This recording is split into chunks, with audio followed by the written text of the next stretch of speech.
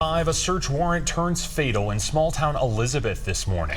A deputy injured, a suspect dead, and a shelter in place or issued for people living nearby after a tense standoff at an apartment complex. Thanks for joining us for Denver 7 News at 5 this Tuesday. I'm Danielle Kreuter. And I'm Jason Grenauer. That shelter-in-place order was lifted just before noon. The person inside that apartment that law enforcement wanted to search died after shooting at officers. Denver 7's Colette Bordelon is live in Elizabeth outside the complex where all this happened. And Colette, this caught neighbors completely off guard.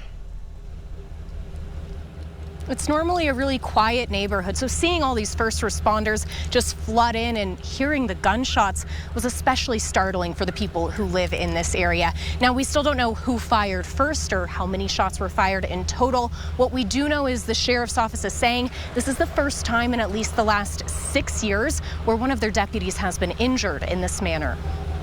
It's very quiet, neighborly, like small town feel. What was a typical Tuesday morning in Elizabeth. I was working and in my office, and then around 8:45, I heard 4 or 5 shots. Turned into a crime scene in this neighborhood. And at first, I thought, was that really a gunshot? Maybe it was like somebody putting a deer out of its misery. Morgan Fector watched it all happen. It started as a search warrant served at this apartment complex. Upon serving the search warrant, there was an exchange of gunfire. One sheriff's deputy was shot, hitting their ballistic vest.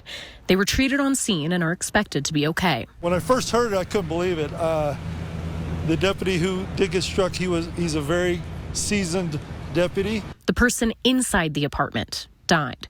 Investigators didn't release who that was, only saying it was a man. I know the door was open and shots were exchanged and then people retreated. That's all I know. All we know about the search warrant is there were 2 instances being investigated, and law enforcement believed there could be evidence inside the apartments. We have to be prepared for anything out here. It may not happen very often, which we're very thankful for, but we have to be ready and prepared for it. This Tuesday morning has investigators thinking about the need for more resources in the rural community. The world's changed in the last 10 years. The people who live here see it too. The hardest part, I guess, was just seeing how long it takes to get help in a situation like that. Hoping the response is there if and when they need it. At this point, the situation is resolved. There's no threat to the community right now. The investigation into exactly what happened here, that's still ongoing.